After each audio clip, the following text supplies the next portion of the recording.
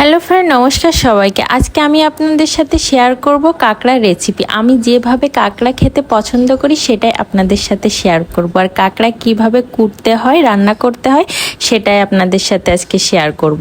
প্রথমে আমি বাজার থেকে 1 কেজি কাঁকড়া নিয়ে এসেছিলাম। আমার কাঁকড়া পড়েছিল 450 টাকা কেজি। আর এই কাঁকড়াগুলো কিন্তু প্রত্যেকটা মায়া কাঁকড়া, যেহেতু আমি টক খেতে অনেক বেশি পছন্দ করি এই জন্য আমি মায়া কাঁকড়া এনেছিলাম। কিন্তু সেদিন কাঁকড়া করতে যেয়ে একটি দুর্ঘটনা ঘটে যায়। এই কাঁকড়ার পাগুলো অনেক হালকা করে বাঁধা ছিল, আমি বুঝতে পারিনি। একটা কাঁকড়ায় আমাকে কামড়িয়ে দিয়েছিল। দেখেন আমার কি অবস্থা হয়েছে, একদম আঙুলটা ছিদ্র করে দিয়েছে।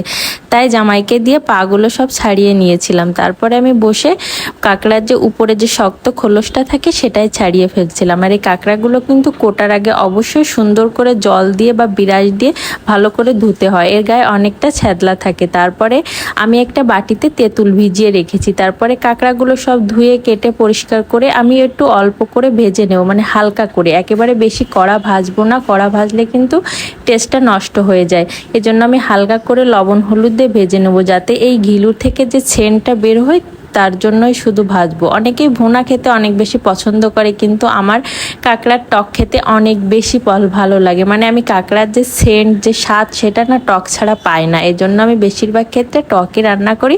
সেটাই আপনাদের সাথে শেয়ার করছি যে আমি কিভাবে টক রান্না করি। তারপরে কাঁকড়াগুলো হালকা করে একেবারে ভেজে নিয়েছি।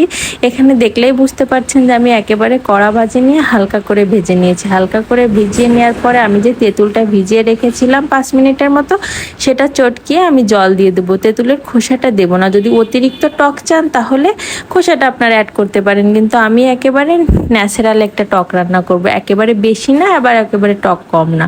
এই জন্য তারপরে আমি এখানে তেঁতুলের জল দিয়ে তারপরে আরও এক্সট্রা করে জল আমি অ্যাড করে দিয়ে একটু ঢাকনা দিয়ে ঢেকে দেবো। যেহেতু কাঁকড়া একটু সিদ্ধ হতো তো সময় লাগবে। তারপরে ঢাকনাটা উঠিয়ে দেখি প্রায় সিদ্ধ হয়ে গেছে। তারপরে সিদ্ধ হয়ে যাওয়ার পরে এখন পালা হলো টকের আসল মশলা দেওয়া, সেটা হলো সরিষা। টকে কিন্তু সরিষা না দিলে টকের সেন্টই আসে না। তাই আমি প্রথমে সরিষাটা এখানে তেলের পরে দিয়ে দিলাম। অনেকে বাম হাত দিয়ে দেয়, আমি জানি না। অনেকে বলে বাম হাত দিয়ে দিলে নাকি বেশি সেন্ট হয়, কিন্তু আমি বেশিরভাগ ক্ষেত্রে ডান হাতেই দিই। তারপরে অল্প একটু লবণ দিয়ে আমি এখন এই যে টকটা ঢেলে দেবো।